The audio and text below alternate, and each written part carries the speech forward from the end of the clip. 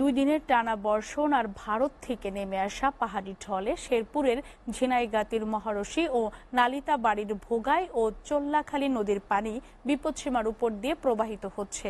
বন্যা নিয়ন্ত্রণ বাঁধের 4টি স্থান ভেঙে জেলার শতাধিক গ্রাম নিম্নাঞ্চল প্লাবিত হয়েছে। পানিবন্দী হয়ে পড়েছে শত শত পরিবার। শেরপুর থেকে মহিউদ্দিন সোহেলের প্রতিবেদন। পাহাড়ি ঢলের পানি প্রবেশ করেছে ঝিনাইগাতি উপজেলা শহরে।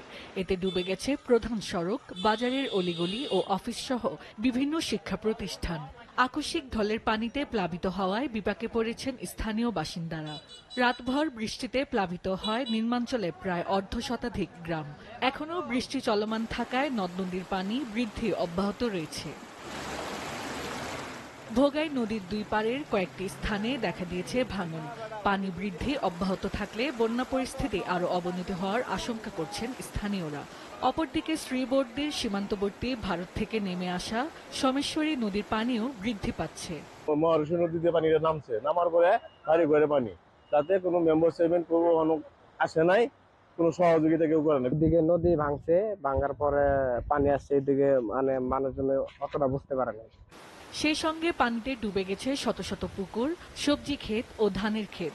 বর্ষণ ও পাহাড়ি ঢল অব্যাহত থাকলে চরম বিপর্যয় নেমে আসার আশঙ্কা করছেন স্থানীয়রা।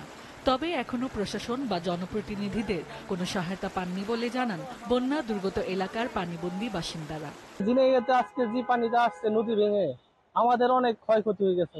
আরো পানি বাড়তে পারে। এখন পর্যন্ত ঘর বাড়িতে কোমর পর্যন্ত পানি আছে বা তার উপরে পানি আছে। তবে এটা যদি আরো বাড়ে তাহলে জিনিসপত্র থেকে শুরু করে সবকিছুতে অনেক ক্ষতি হতে পারে। জেলা প্রশাসক জানান, উপজেলা প্রশাসন ও ফায়ার সার্ভিস পানিবন্দী মানুষকে উদ্ধার তৎপরতা চালাচ্ছে।